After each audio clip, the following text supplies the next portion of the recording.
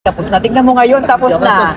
So, sobra ko siyang na-enjoy. So, sabi ko kanina after the Q&A, whatever happens, what matters most is that I really enjoyed this edition of MYK. Miss Anne, you were very emotional when you were announced as the winner. Did you have high expectations for tonight's result? Actually, yun nga yung sinabi ko ni Mama Tenten that my gameplay is very kalma. So, hindi ako of course, we wanted to win. I wanted to win so bad. But, binawas ako expectation kasi ayoko na yung ma-disappoint or what. Parang, tinaas ko na sa Diyos. Parang after the Q&A, after everything that I've done, and then kung ano yung magiging resulta, tatanggapin ko siya ng maluwag sa puso. Because, of course, isa lang corona eh. Lahat naman deserving eh. But, of course, it's all about destiny and timing. Okay, Sir Tay. Sir Tay, tabi ka. Hindi, mag-picture lang ako sa Bangkok Trainer. Go, sir. Sige po. Sa gitna dapat. Gitna yung yung crown. Gitna yung Wala pa kayong first picture mo. Thank you so much po sa lahat ng support. Maraming salamat po. What's your message for Answer Tay? Kasi na po, hinirang na po ang ating bagong Reyna. What's your message for her? Message ko sa kanya is stay humble. Yun yung pinaka-importante. To be a queen and a beauty queen talaga is kailangan ka always kang humble. Hindi lamang sa akin, kundi sa lahat ng mga nakakasama mo, especially sa mga other contestant and all. And loyalty sa organization. Yun po yung alam kong gagawin ni Anne. Yes, I will. Yun po. Winner. Congratulations! Congratulations! Congratulations! Photo mo. Photo muna sila. Okay, photo muna. 1, 2. Stay kamay. Kamay ko. Ako ba? Last one. Muna. One for the video naman guys, one for the video. Okay. Backward lang please. It's just a ano po. Ay, Okay, sige. Alright, sige. Everyone, look at the camera first. Ma'am, okay lang. Side lang tayo ng konti. Thank you. Alright. And 3, 2, 1. And look at the camera as well. Then look at each other. Yeah. And look here. There you go. Alright.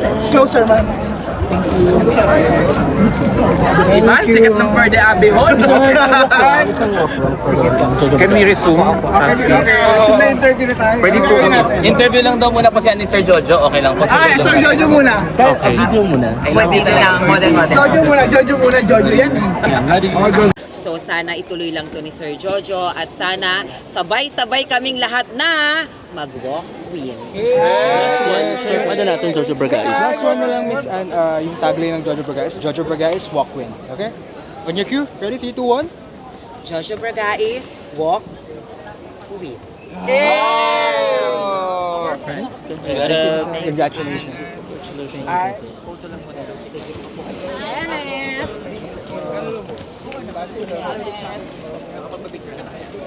No, mag-interview kami, sir.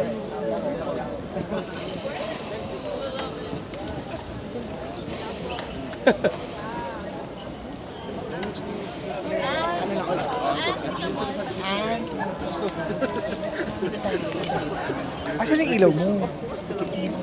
Yung kaninang ilaw, nasaan? Alika na ate, mag-ilaw ka. Kaya mag-ilaw ka. Para makaano tayo. Sa likod niya. Mas harap na lang siya dito. Me? Bakit? Sige mo. Para ano? Kumakalis na tayo. Makalas na tayo. Dito ka. Dito. Yeah, dito siya. Yeah, dito ka tayo. Taas mo yan konti. Bro, buksan mo na yan. Thank you.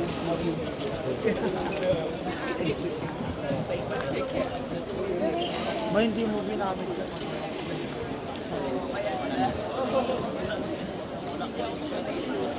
Pwede pa ba mag-interview? Halika na dito. Grabe naman ang pwesto na pailaw ni tayo. ano. Ayaw mo ng Jonathan ko. Jonathan ko sabi. Pwesto na tayo. Thank you, Anton. Gana, sige na, Sir Noli Berioso na nga. Tapusin na muna natin si Noli Berioso. Tapos interview na tayo, Ann, ha? 1, 2, 3, 1, one more, 1, 2, go, go, go. Okay, go. Okay, ka na, Miss Anne, what's going to be your strategy come September for Miss International? For September, siguro magre-rest lang ako ng 1 to 2 weeks, and because it's very, maliit yung span ng time to prepare. It's all about parang 60 days lang. So, siguro ganon, same lang, kalma.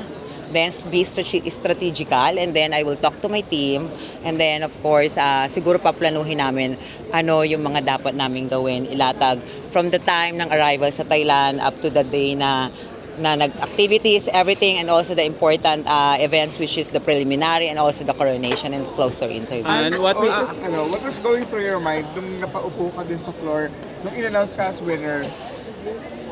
Parang panaginip. Parang, totoo ba to? Parang kasi kanina, siguro if there's one thing na natutunan ko dun sa past edition ng MIQ Philippines, it's just, don't expect too much. Sorry. Don't expect too much. Because you'll never know what happened. Lahat naman kasi deserving eh. Lahat lumaban, lahat nangarap. So, pwedeng lahat manalo. So, if you will, mag-expect ka ng too much, syempre nandun mas malaki heartache. So, pinasa Diyos ko na lang kayo na. Nung napaupo ako, ang nasabi ko talaga, at last, finally, totoo ba to? Ang pinakamasaya kanina, yung boyfriend mo, super iyak siya at super love sign sa iyo. Ano message mo sa kanya? Kasi through thick and thin, magkasama talaga kayo. Yes, since 2017, since kumukontest pa lang ako sa mga probinsya, sa mga barangayan, barrios, siya talaga kasama ko. He's my driver, everything, supporter, critic, lahat yan siya yan. And then, nakita niya yung heartaches ko, yung everything and preparation, yung hard work ko. Siya lagi yung kasama ko from the first edition of MIQ Philippines, MIQ 2022 and MIQ Philippines 2023. And also, this year, siya yung kasama ko. Kaya, sabi niya kanina sa akin, parang, ayoko nga kasi parang parang entertainin yung emotional niya kanina before the pageant start. Ang haba ng message niya, tapos sabi ko lang sa kanya, #LoveAnn. And what do you think made you win tonight? What made the judges decide to pick you? May kinalaman ba yun sa final answer mo? Kasi kanina yung final answer mo, you talk about a certain candidate, a fellow candidate of yours, na kung hindi ko yung mananalo kasi hindi ka kunwari deserving. Do you think it there's another reason why you think you won tonight? And when I joined MIQ Philippines 2025, actually I don't have any plans na parang I want to retire and focus on my business. And then sabi ko parang one time na naginip ako, this is true, that I saw my younger self. My younger self was very striving hard and kasi I'm an independent contestera when I was young eh. Parang I provided everything for myself. Ako yung nagpapatahi ng gown ko from my baon and everything. I learned how to do my makeup. So ganyan, parang dun sa pangarap, sa panaginip ko, nakita ko yung batang ako. And then sabi ko, baka mamaya parang yung parang yung nasa inner self ko, parang hindi pa fulfilled. She wants to fulfill another dream, which is MIQ Philippines, yung hindi na-resolve na issue. So when I competing, ewan ko kung God grace yun, parang may isang candidate, which is number 48 from Cavite, that she's very young. And then she asked me that, Ate Ana really wanted to pursue my dream, but of course I have a lot parang lack of resources and support. Then because I am a contestera before, I have a lot of gowns. Syempre ganyan. So sabi ko, ito yung mabibigay ko sa kanya. And then she's very appreciative. Sobrang tuwa ako sa kanya kasi sobrang na-appreciate niya, and I see myself, my younger self sa kanya. So feeling ko yun yung nagpanalo, yung being authentic. And then just like what I've said earlier, my final answer is that you'll never go wrong by building a dream that can benefit to others. Did you pray last night for you to win? Sobra. Every day, maya-maya. So now that you won, Sean, sorry. Picture lang kay Sir Jojo. Last na po. Sorry po. go.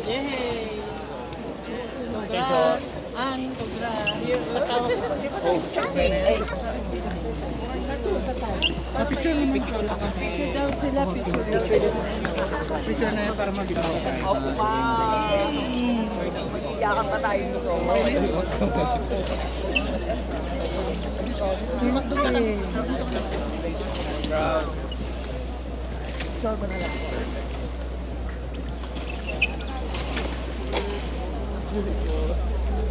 Wait lang, Adam, natatakot ako baka mahulog ka. Ay, Adam! Oh, thank you, sir. Naka-ready yung camera ni, ni Abero pag nahulog siya. Ay, guys, pero Isingit ko lang to. Muna. tara. James, ikaw na. Akin. Wait lang. Iba yung Arnel. Iba yung Arnel. Smile, 1, 2, 3. Iba yung Arnel Ignacio. Ay, Arnel Ignacio. Hindi maganda yung kuha ko, ah.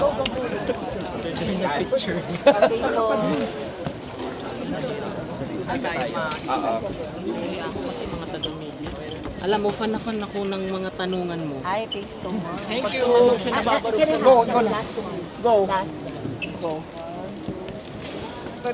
Dito. Mag-interview ka pa? Hindi, last na. Message lang. Saan yung boyfriend? Saan yung boyfriend? Hindi ko alam.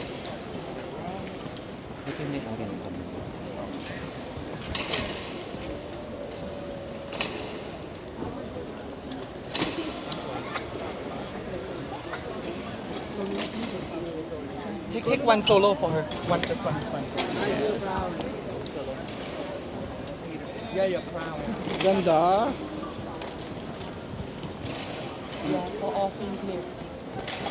I'm here.